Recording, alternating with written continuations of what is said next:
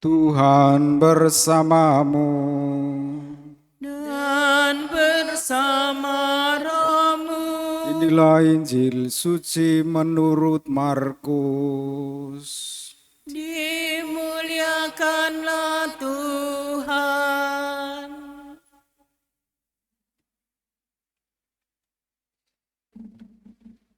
Sekali peristiwa, Yesus yang bangkit dari antara orang mati menampakkan diri kepada ke-11 murid dan berkata kepada mereka, "Pergilah ke seluruh dunia, beritakanlah Injil kepada segala makhluk.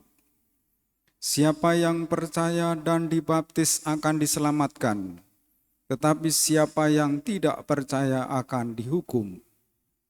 Tanda-tanda ini akan menyertai orang-orang yang percaya. Mereka akan mengusir setan-setan demi namaku. Mereka akan berbicara dalam bahasa-bahasa yang baru bagi mereka. Mereka akan memegang ular, dan sekalipun minum racun maut, mereka tidak akan mendapat celaka. Mereka akan meletakkan tangannya atas orang sakit, dan orang itu akan sembuh."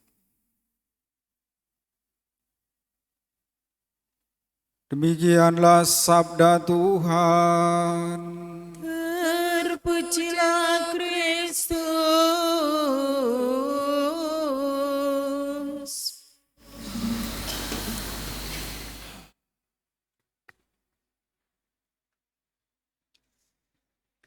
Umat Allah yang terkasih, seorang ketua lingkungan mengeluh. Keluhannya terhadap seorang umat yang sakit tidak wajar atau sakit pernafasan, entah paru-paru atau apa. Dan ketua lingkungan ini setiap jam harus berkunjung ke dokter mengantar anggota lingkungannya dan minta didoakan rosario terus-menerus. Dan Bapak ini berjanji kalau sembuh dari sakitnya yang tidak wajar, ia akan rajin ke gereja. Bapak Ibu tahu yang terjadi setelah dia sembuh? Dia tidak pernah ke gereja hari Minggu.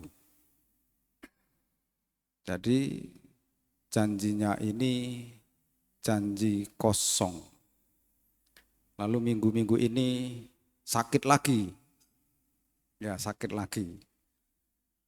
Nanti si ketua lingkungan ini curhat kepada nanti kalau ditelepon Bapak itu Romo harus ngomong apa? Kalau Bapak Ibu tanya, saya mau bilang Bapak termakan sumpahnya. Bapak ini termakan janjinya. Dulu ketika sakit, kalau sembuh mau rajin ke gereja, lalu setelah sembuh tidak pernah ke gereja, dan sekarang sakit lagi. Maka supaya sembuh, rajinlah ke gereja. Entah kata-kata saya ini benar, entah tidak, nanti kalau telepon saya mau ngomong begitu. Bapak termakan janjinya sendiri. Pertobatan itu bisa karena penderitaan. Supaya khotbah saya agak panjang, mumpung pertobatan Santo Paulus. Sepasang suami istri mengeluh. Anaknya males, padahal sudah kuliah, sudah waktunya mau selesai. Bagaimana cara mengubah dia? Saya bilang yang bisa mengubah dia nanti adalah orang yang mencintai dia atau ia cintai. Dan itu mudah-mudahan pacarnya. Maka pacarnya nanti yang bisa mengubah dia menjadi rajin. Mudah-mudahan dia nanti dapat pacar yang baik dan Katolik, lalu dia rajin ke gereja. Yang contoh ini diubah karena cinta, kekuatan cinta, Yang Bapak ini diubah harusnya karena penderitaan. Paulus itu dirubah sebenarnya karena penderitaan. 3 hari, 3 malam tidak bisa melihat, tidak bisa ngomong.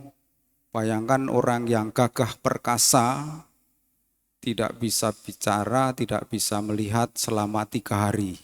Apa hatinya tidak berubah? Tetapi secara psikologi hati Paulus pasti menggugat. Bagaimana ia mau menegakkan agama Yahudi dengan membunuh banyak murid Kristus? Pasti darah orang tak berdosa itu sampai kepada Yesus. Maka hati nurani Paulus pastilah menggugat. Apa begini cara menegakkan agamaku dengan membunuh banyak orang? Kalau hati nuraninya berubah, dia akan mengalami pertobatan. Dan dalam bacaan tadi dikisahkan dengan sangat indah mendengar suara Yesus. Paulus, Paulus, mengapa engkau menganiaya aku? Kita semua dipanggil untuk pergi ke seluruh dunia, memberitakan Injil kepada segala makhluk. Siapa yang percaya dan dibaptis akan diselamatkan, tetapi siapa yang tidak percaya akan dihukum. Kita diminta untuk mengadakan pertobatan terus-menerus, entah karena merasa dikasihi oleh Tuhan, atau mengalami penderitaan atau kegagalan dalam hidup. 2 peristiwa itu mestinya mengundang kita untuk mengadakan pertobatan dan menjadi murid Tuhan yang setia. Tuhan mengutus kita, juga mengutus Paulus. Tidak hanya mengutus, tapi disertai dengan kuasa Tuhan sendiri. Dalam Injil dikisahkan dengan sangat indah. Dikuasai, disertai oleh Tuhan. Dan dapat berbicara dalam bahasa-bahasa yang baru. Supaya kita tidak terbebani dalam perutusan. Bait pengantar Injil tadi meringankan kita. Bukan kamu yang memilih aku, tetapi akulah yang memilih kamu. Aku telah menetapkan kamu supaya kamu pergi dan menghasilkan buah, dan buahmu itu tetap. Kita satukan doa-doa kita bersama persembahan di altar.